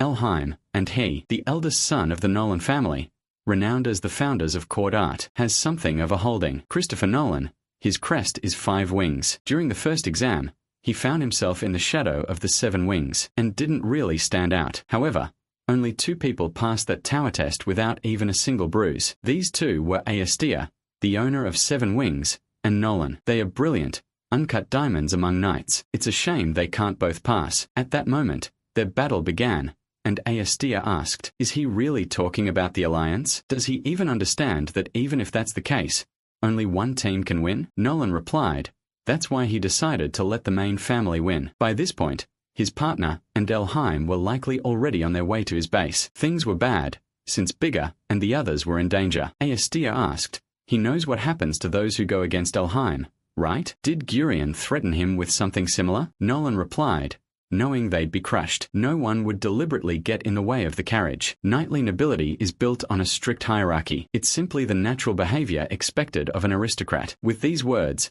he struck Astia with his sword, causing his own to crumble into pieces. Astia realized something was wrong with the sword. Had the examiner slipped him a defective piece? Nolan said he could rest assured that it would be a fair one-on-one duel. He'd never liked the Elheim family, especially upstarts like him. At that moment, he struck Astia's sword, which crumbled into pieces. When Astia realized he was left without a weapon, he stabbed Nolan with the remaining blade and began to run. Nolan screamed, what? He's running away. Astia shouted that he'd deal with him later, but first, he'd found someone he needed to settle the score with. Nolan asked if he'd really scared him that much. He was a true disgrace to all knights. At that moment, he looked at the sword fragment shining on the ground, picked it up, and asked, what kind of sword is this? Even for a cheap knockoff, the quality is simply 0. Clearly, this is Elheim's doing, right? What a disappointment. When Astia ran to the base, he asked Bigger if he was okay. At that moment, Gurion announced that he had arrived earlier than expected. Cousin, judging by his appearance, Nolan couldn't even detain him, could he? He was sitting on the fortress and laughing at him, saying that he alone would be enough. He said it with such confidence that he was even starting to hope so. How are things in his area? They just captured the 3rd base. At this point, one could say they have established complete control. Astia called him by name and asked what he had done to his teammates. Gurion looked at him silently and, frowning, asked, what is he talking about? At that moment, Bigger approached him from behind and pointed his sword at his back, asking, no offense, okay? He'd said from the start that he wasn't going to play along with an idiot who challenged Elheim. They didn't even try to resist, as Gurion had said, and even for village monkeys, they were smart enough to figure out which side Elheim needed to side with. Astia asked, does he really think he can defeat him simply by overwhelming him with numbers? Gurion laughed and said, no, he's wrong. Cousin, he's already won. The victory conditions in this siege battle are holding 2 or more territories by the end of the exam. Even if he desperately rushed to arm his flags at every base,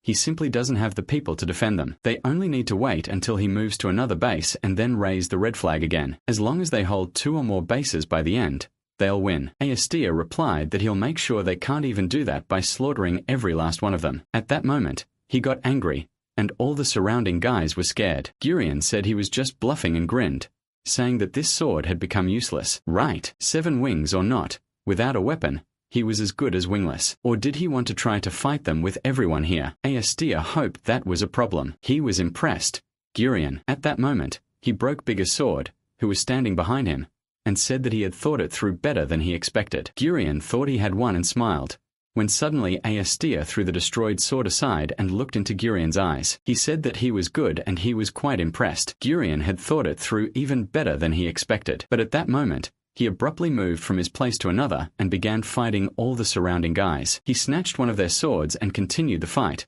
causing one guy after another to fall unconscious. Gurion asked, "What's going on?" A moment later, Asura pointed his sword at him and said that, as he thought, showing up in front of him was a big mistake. He'd exposed himself too much and would simply lose to him. Gurion screamed that it was a curse, that he was simply a monster. And at that moment, Asura, using his powers, appeared behind Gurion. He screamed that it was impossible, that he could fly so easily, and Asura said that he was drawing his sword too slowly. A moment later, his sword was shattered in two, and Asura remembered the day he first flew. Since he was originally wingless, he truly felt that feeling of omnipotence when manipulating mana. Having wings is great, Gurion, but let him look at this wall that was once so high. Gurion was frightened and begged him to stop in a trembling voice, but Asura said that now it seemed so low. He smiled, and a moment later, a powerful explosion occurred in the fortress. When the dust cleared a little, Bigger said, "Well, what a fighting style he has. What happened?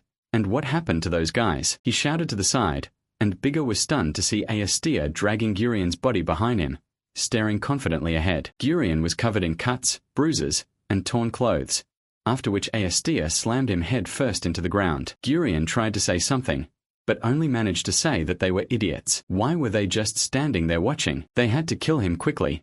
Elheim ordered them. When Gurion shouted this, the boys exclaimed that it was a curse. Bigger lunged for his sword, and Asura asked if they were really that afraid of Elheim's revenge. Bigger exclaimed, "Of course they are. His family is just a third-class noble house that could be blown away by any wind. If Elheim wanted, they would be crushed like ants. 4 weaklings like them to survive in this world.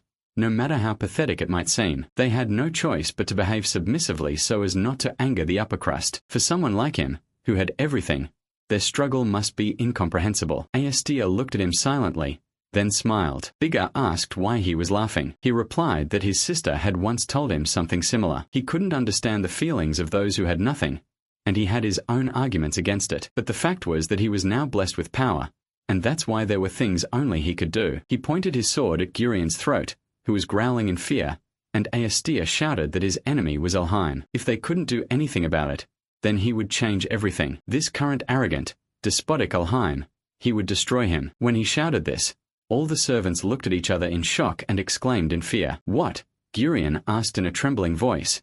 What was he saying? Bigger also asked, did he even understand what he was saying? Asura replied, "Yes, this is a declaration of war. No matter how much they cherish the current Elheim, at the end of this devotion, only betrayal and a miserable end await them. If they don't want that, they must fight. Those 7 wings he carries on his back were surely given to him for this very purpose. So let them choose which Elheim they will follow, him or Gurion." The boys were dumbfounded by what they heard and didn't know what to say, when Gurion suddenly exclaimed, "Don't fool them. This simply cannot be allowed." He had memorized all their faces and names, and if they tried to betray him, they knew perfectly well what would happen to them. Bigger lowered his gaze and, terrified, began to cry, screaming that it was a curse. He threw his sword aside and ran toward Asura, asking, he really intended to overthrow him for them? If he gave them hope, then in the end nothing would change. He would hate him. Did he hear? Asura confidently replied that he promised to do so, and Bigger stopped crying, and clutching the blue flag,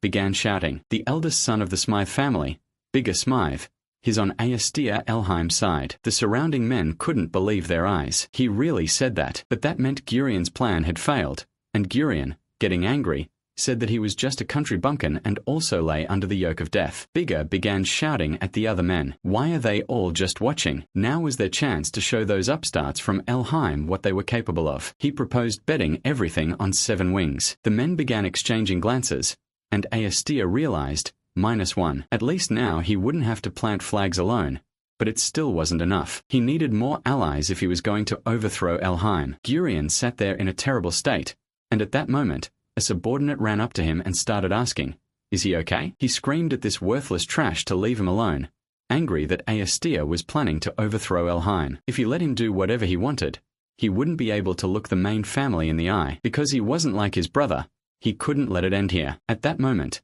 Nolan approached them and asked, "What's wrong, Elheim?" For someone he hadn't seen in a long time, he looked pretty pathetic. Gurion was overjoyed when he saw him and started yelling.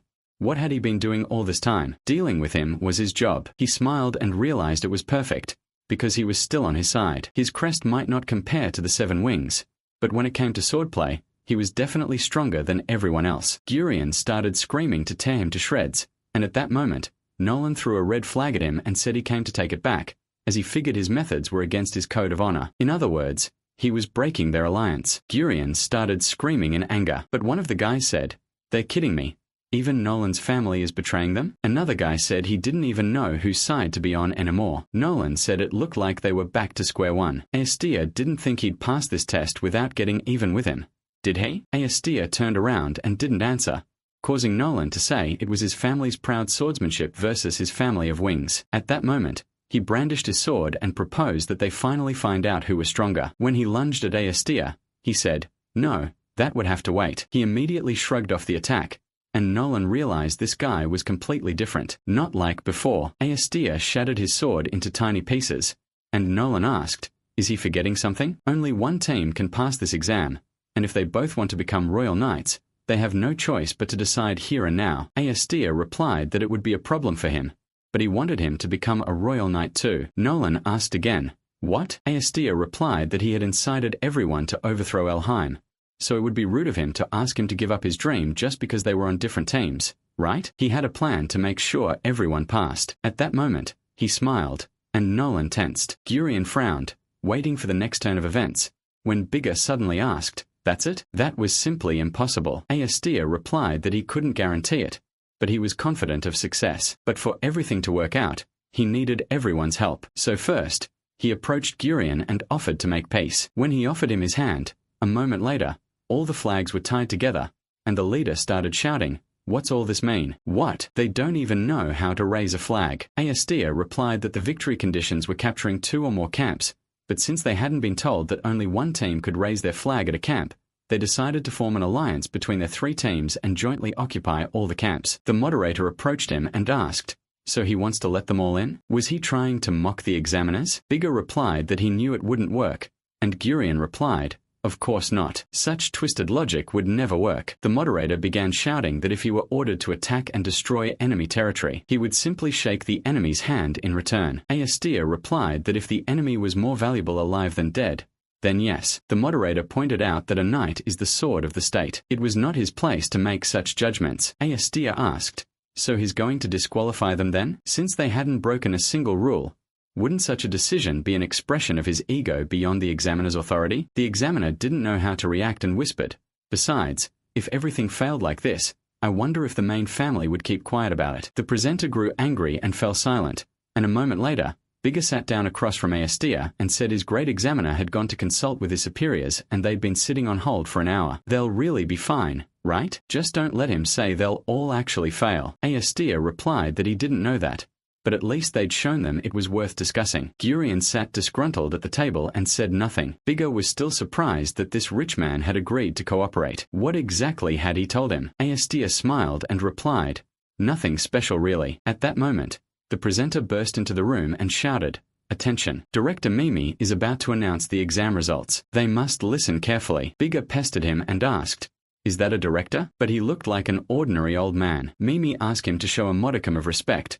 and the director turned to Aestia and realized it must be him. Thanks to him, they were faced with a truly difficult choice. Accepting so many candidates at once was unprecedented. They were proposals for re-examinations, but with the support of the other directors, they decided to accept his request. Aestia asked what that meant. Mimi replied that everyone had passed, and at that moment, the boys were overjoyed at this opportunity. Let them continue to work hard and prove to them that their decision was not a mistake. Mimi congratulated everyone on their acceptance, welcomed to the Knight Academy. When night fell, Bigger rejoiced, saying that this was simply incredible. He bathed in the bathtub, saying that the food was delicious and the bathhouse was simply enormous. And all this thanks to Aestia. Aestia was next to him, but he didn't show his joy. The surrounding boys shouted that they couldn't believe he'd actually helped them all pass. They will follow him for the rest of their lives. Boss. Nolan said that a bunch of opportunists, even though just recently they were Gurion's lackeys. He wasn't going to thank him for this. Okay? Bigger asked again. What did he say? Those were strong words for someone who had lost to Astia. Nolan replied that he hadn't lost. He'd simply agreed to a draw. Astia said it didn't matter, that he hadn't been challenged by Elheim, and yet they were the official candidates here. Eventually, all these small victories would turn into a huge wave that would crush Elheim. This is where their rebellion begins. His two older sisters had already graduated, but Alphen was still here. Since she'd entered a year early, she should know how things work here and would surely be on his side. Their training at the Night Academy began tomorrow. First, he needed to get used to life here. When he left the bathhouse, he noticed the guys looking at him from behind. Astia started shouting. What are they doing? They were shouting that he was a living, seven-winged man, an excellent talisman for good luck. Who knows, maybe they'd receive a divine blessing if they prayed to him. They asked God to hear their prayers, and Astia started shouting that such things couldn't happen. Meanwhile, Nolan sighed heavily in the bathhouse and said he was already dreading the future. When night fell, Helen Elheim told her that he had disappointed her. Gurion, instead of dragging this child with 7 wings to the bottom, he had completely failed and crawled back, and she heard that he even allowed him to declare that he intended to crush Elheim. Did he mean to say that he simply stood by and watched after such an insult? Gurion fell at her feet and screamed to forgive him for this mistake. Mother, he will definitely make it up to her. Next time, he will live up to her expectations. But at that moment, Lillian Elheim kicked him right in the face, drawing blood. She screamed that there would be no next time. He was a piece of trash, a worthless brat like him. It would be better to turn him into mincemeat and feed him to a magical beast. He was as worthless a loser as Dallas. Gurion begged her to please spare him. After all, she was his sister, but she continued to beat him. Gurion thought about how this curse was all his fault. It was all because of that jerk. He'd offered to cooperate and said it would be worse for him if he returned empty-handed. Gurion asked what he was even talking about. Astia replied that if word reached the great head of the main family that he'd been outsmarted by some trash from a side family and failed the exam, he'd definitely kill him. Did he understand that? Gurion gasped in fear and realized what he'd seen in his last moment. Dallas.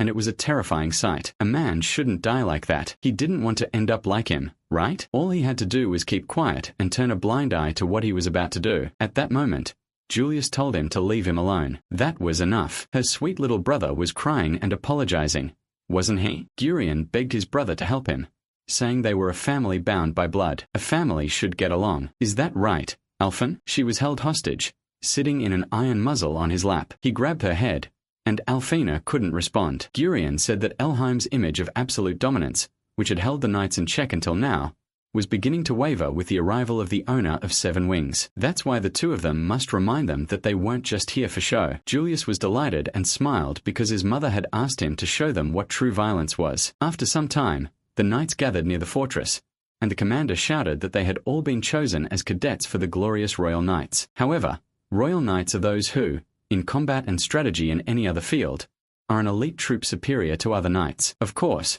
those who wish to join must also be special. Bigger screamed and tried to fight, but his sword snapped abruptly, and he cursed. The commander continued shouting that this was their cadet academy for 6 ranks. They assign a curriculum based on their abilities. In other words, the more capable a person is, the more opportunities he will have to learn advanced techniques. If a person only knows how to swing a sword, they're third-rate. Gurion couldn't help but get angry about it. If he wields magic, he's second-rate. It was similar to Nolan using magical powers. Only by mastering both swords and magic can one become a first-rate master. They have nothing to teach ordinary fools who are worse than third-rate. If they want to learn the best techniques, they must become stronger. They must constantly prove their strength. This is the only freedom granted to them. When the guys saw a bright flash of light, they retreated in horror. Astia easily completed the task perfectly. The commander then suggested they try to reach this level first. The guys were angry because they would never be able to do that, and Astia remained silent. One of the director's colleagues asked, "Is this the legendary 7 wings? What an incredible talent. He can handle the magical pillar of quality so easily.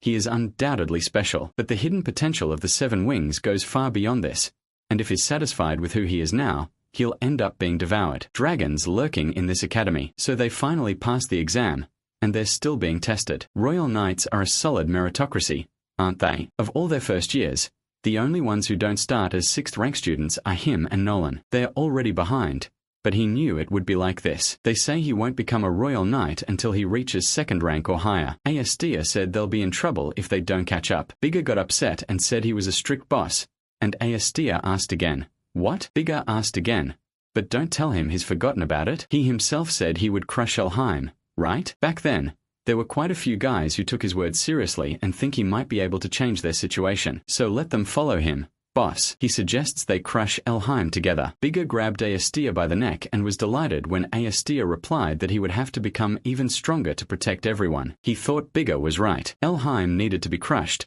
and to do that, he needed to become even stronger. Bigger clutched his stomach and said that they needed to eat first. If they were so hungry, they wouldn't survive the day's training. At that moment, Bigger wondered what was going on and why everyone was standing here in a crowd. Are they all busy or something? The guys replied that he was here, that it was Aestia. It was terrible what was going on here. When they went inside, Julius, who was eating a sandwich, asked if he was Aestia. He'd taken so long to get here that they started eating without him. Julius called him brother, and Bigger asked again, but he shouldn't tell him that this freak was the same one. Aestia replied, yes, Julia Elheim, the second son of the main family, second in line of succession. And next to him was his younger sister, Lillian. They were siblings known as the cruelest in Elheim, so he'd clearly forgotten they were here. Lillian asked, he has a rather cute face, doesn't he? He was nothing like that slow, ugly, and stupid brother lying beneath their feet in the mask. Gurion was frightened and couldn't answer, and Bigger asked what that tasteless mask was. Aestia replied that it was an iron shackle. It was a disciplinary device Elheim used to correct losers. Julius replied that he knew a lot for someone who grew up in a soft branch house. This guy bears the Elheim family name,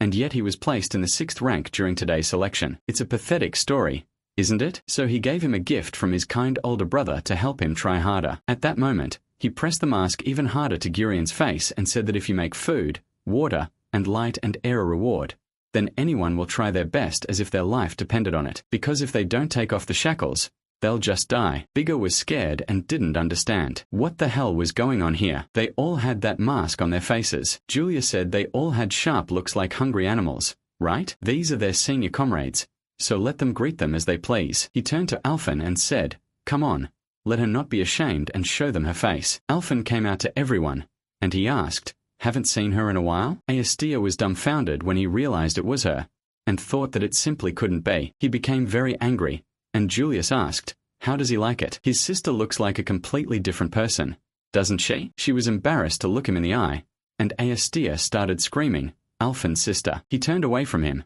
and Aestia became very angry when suddenly he drew his sword and screamed that Julius was just a freak. What had he done to his sister? A moment later, the mask fell from her face, and Julius told him to relax. He'd made sure to prepare enough for them all. He suggested throwing a fun welcome party. At that moment, he started yelling at them to hurry up and recruit new recruits. You bastards, this is their junior iron shackle. If they want to eat properly tonight, they need to put masks on them and bring everything here. He rushed to attack Aestia, and Bigger tried to confront one of them and exclaimed, damn, these upperclassmen, their eyes are completely glazed over. He confirmed that they were not bad. At the very least, they should all be at least rank 4. Bigger had certainly planned to fight Elheim someday, but he never thought they would attack him out of nowhere. Honestly, the difference in strength between them right now is too great. He started shouting, what should they do, boss? At this rate, they'll become part of this masked crowd themselves. At that moment, Aestia watched the guys fight and looked ahead confidently. Bigger was scared because this guy also had a furious aura,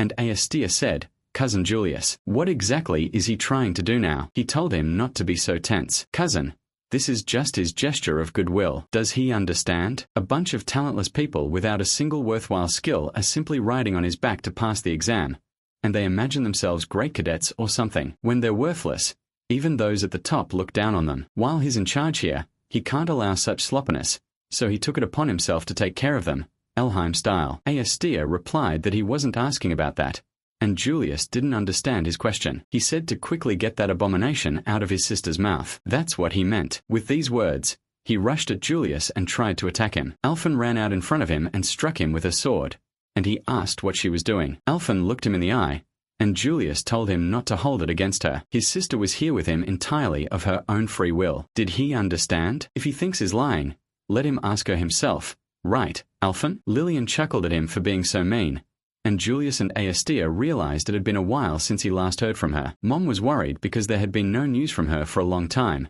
but he couldn't imagine something like this happening to her. At that moment, he rushed to her and said that he didn't know what had happened, but she no longer had to do what these people said. He would save her right now. At that moment, She threw him aside and Aestir exclaimed, "Sister?" Other guys under Nolan's command rushed towards him, shouting that if he wasn't going to finish him off, he would do it himself. He had even less nobility than his younger brother. He's sickened by the thought of someone like him calling himself a knight. Now let him raise his sword. Elheim. It's Nolan's family style. He'll burn it into his flesh. At that moment, Julius caught his sword and asked if a guy who simply swung less than a little harder than the others should really be considered a great knight. Nolan was very surprised that Julius had caught his sword, and he said he was mistaken. He felt the magic was quite hot, and Julius shouted that he was the strongest and the greatest. At that moment, he kicked Nolan aside and Bigger rushed to him, asking if he was okay. He was burned by the magic, screaming and groaning in pain. Bigger screamed that it was a terrible burn, and Lillian said that she actually likes guys like him,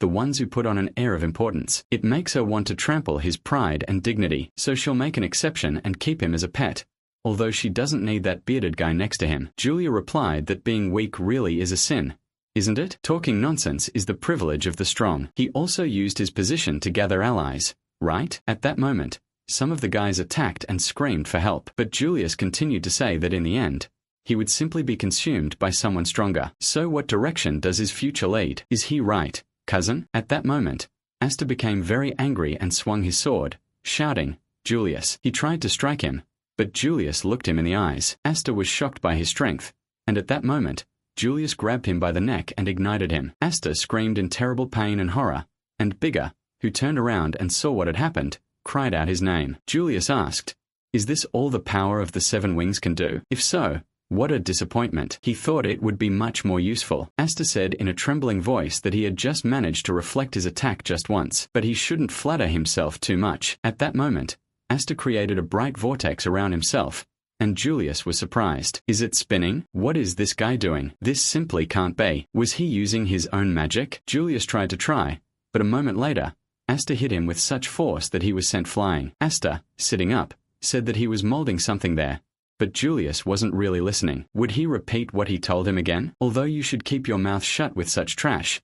Right, cousin? When Asta spoke, he looked him in the eyes. Bigger said that it was simply unbelievable. This freak actually did it. Asta said no, and Julius stood up and said it hurt like hell, and he sent him flying. What would he do if he scratched his precious wing crest? Bigger was surprised. It seemed like he was completely fine, and he was scared by this. Lillian grinned and said, "Brother, is he so pathetic? Mocking him like that just to get beaten?" Julius told her not to be so cruel. He had feelings too. Did she know? At that moment, he grabbed his sword and screamed. How dare he call him trash? Asta? He had played along with his little performance, but now he had completely lost his fear. He hoped he was ready to die. So what? He said they could get straight to the point.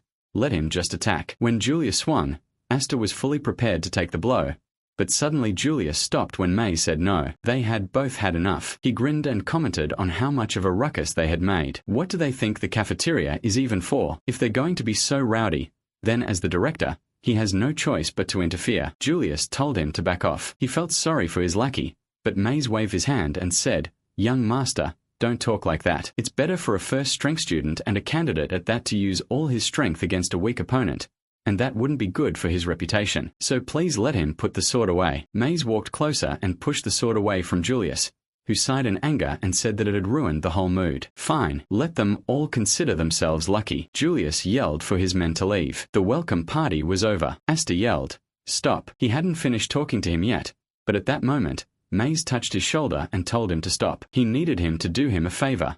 Asta. At that moment, Alphen followed Julius, and Asta shouted her name after her, but she turned around, frowned, and immediately turned away from him. Asta looked at the muzzle and thought sadly about Alphen. After a while, Bigger also appeared in the office and sat down at the table, muttering that it was a curse. Julius was a dangerous freak. Nolan was incapacitated, and several of their friends were taken away with these strange masks on their faces. What should they do now? Boss, Asta replied that they should have stopped him. Count Mays. The girl standing next to him began shouting that it was disrespectful to the Count who had intervened to help. Mays asked them to stop because everything was fine, and they were old friends. Is that right, Asta? The protagonist reflected on how 4 years ago, when he was summoned to the main house, this man was the only knight of a nobleman under the banner of Elheim who sided with him. He saved him then, but frankly, he still doesn't know if he's his enemy or not. They wondered what he was planning now. At that moment, Bigger asked, "He's the director, right?" Even if they were from Elheim, Would he really allow such tyranny to continue? Maze laughed and said that,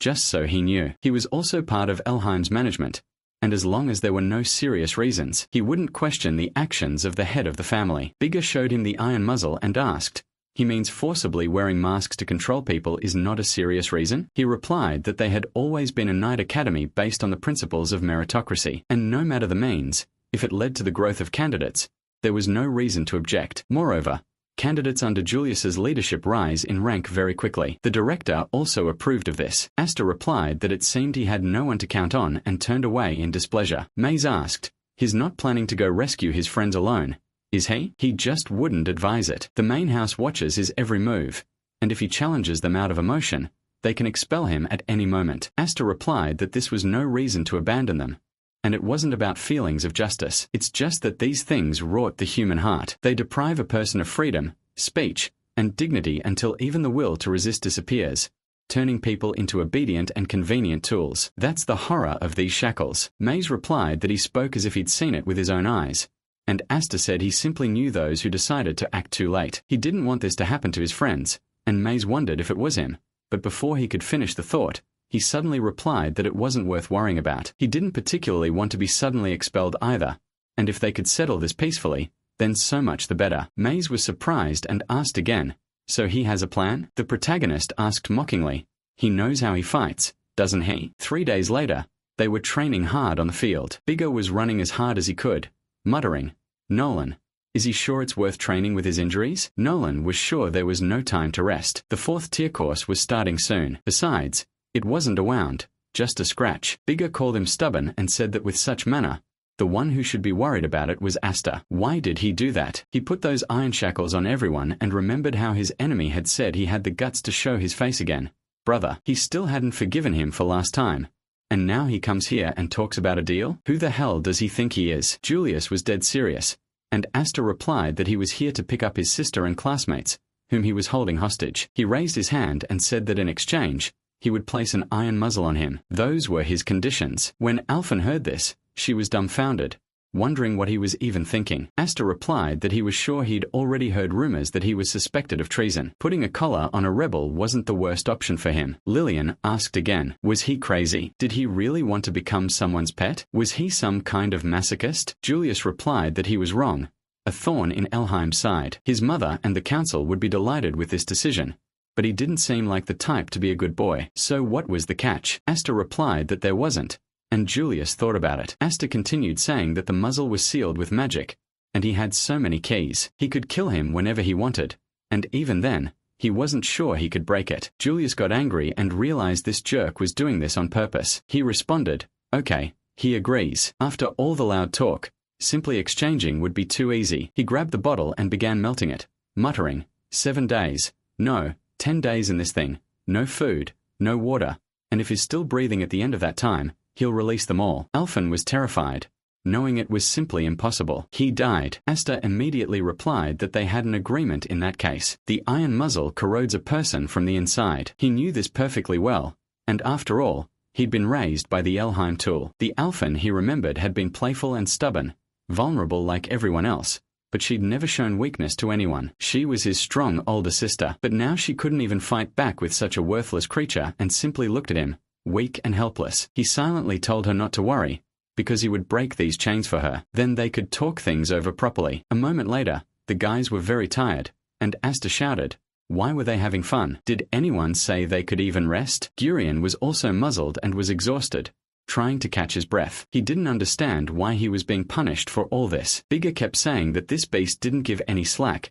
even to those in muzzles. They would die before Asta could save them. For some of them, he would call it karma, but Gurion didn't respond. Bigger said he was a fool. Several days had passed, and he still looked fine. Did 7 wings really have inhuman endurance? Nolan wondered how people could survive without food and water for 3 or 4 days, a week at most, and only if they didn't expend energy. With such a workload, day after day he should be at his limit, and yet he was holding up. Nolan asked Bigger if he'd heard that story. Before the children and their family were found, the infant was said to have climbed alone through a snow-covered mountain. He trudged through snowdrifts for several kilometers. If this is true, doesn't it sound like an amazing will to live? Bigger was surprised and said that he personally still thinks it's just a fairy tale. A moment later, Lillian entered the dark room and said, "Here's his feeding, just like a rat." He looked at the boy's bowed head and placed a piece of cheese on his plate. When the boy saw this, he was horrified and said in a trembling voice that he couldn't go on like this. They couldn't last much longer. Gurion began to beg his sister to just give him a hearty meal when she suddenly stepped on his plate with her foot and said that if he didn't want the cheese,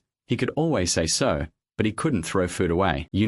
Unlike them, there were those who were suffering much more. It was Asta who hadn't eaten at all and was sitting to the side. Her little brother is simply wonderful, isn't he? Isn't it time to cheer him up, Alphen? Julia sat right next to her and said she couldn't even look at him since it was her fault he was like this. He laughed loudly and Alphen became angry, not understanding what to do at that moment. She removed the muzzle and began to eat and Julius didn't understand.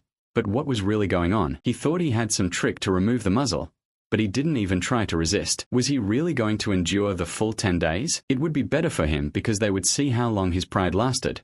But for now, he simply enjoyed the spectacle. If a sword covered in magic becomes stronger quickly, if it is wrapped in a body, then it turns into armor that protects a person's life. In other words, magic can change its role depending on the will of people. Sometimes it becomes legs faster than any steed.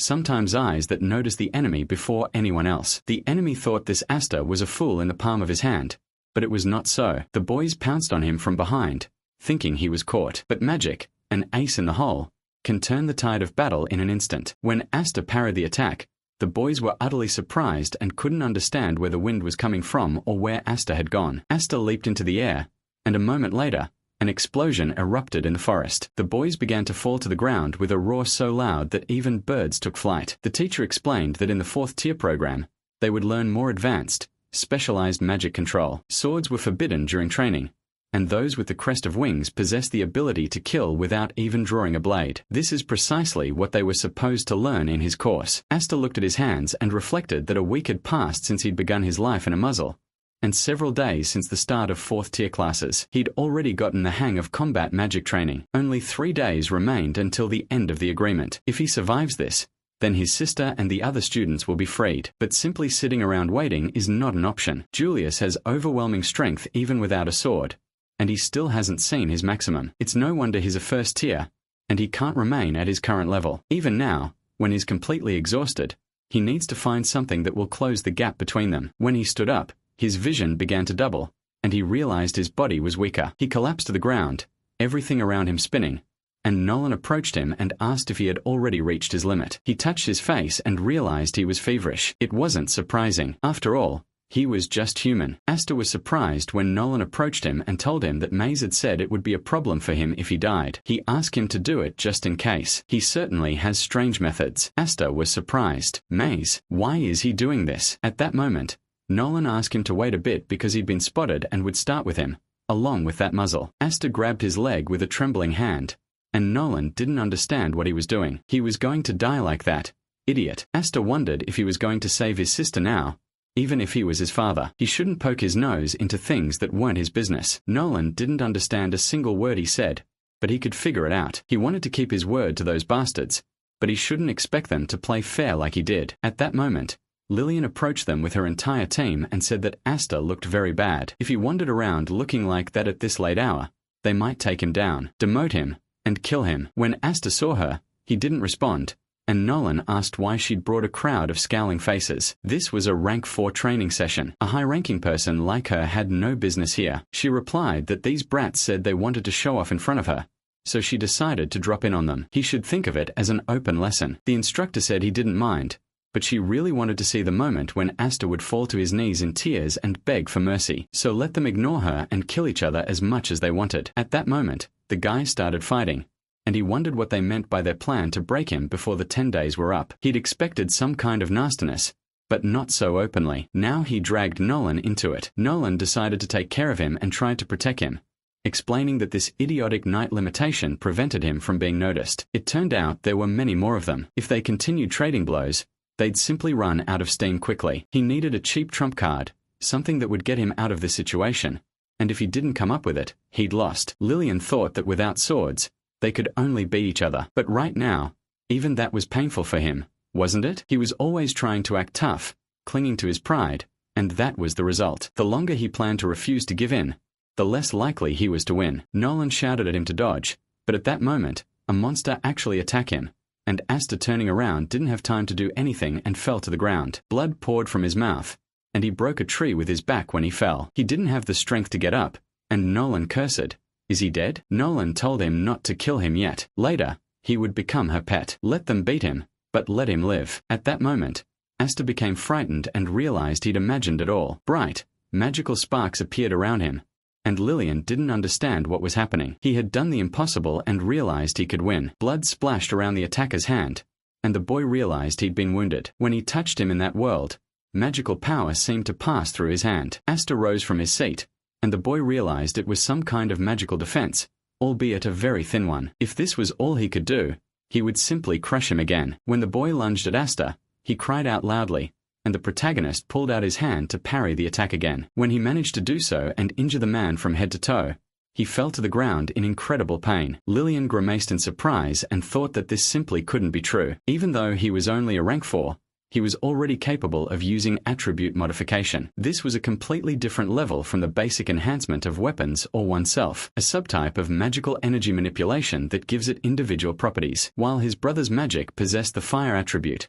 incinerating everything it touched, his magical power possessed the slash attribute, shredding everything in its path. When he realized this, he immediately began using this magic. Even magicians of the second tier and above will never be able to master it unless they have an innate sense. And given that this technique is of the highest level, there is no doubt the Kuranim is capable of killing people with magical power alone. Nolan was surprised. He still intended to be one step ahead of him. 7 wings? A chop-dumb girl climbed down from the tree to him and said that it was not bad. Frankly, she did not think he would go so far, but even though it looks impressive, he hasn't killed a single person, right? This will not stop her soldiers. Does he understand? She stepped on one of the soldiers who was groaning in pain and pulled out his sword, muttering, "But already, let them get up quickly. Useless scum." When she began shouting at them, the guys trembled and Nolan didn't understand why she called them scum. At that moment, their iron masks were shattered and fell to the ground, which frightened the Lillian. The mask fell off their faces, and no one understood why. Thank God they could breathe now. Nolan realized Astia was an idiot. He'd just done something like that. Lillian asked,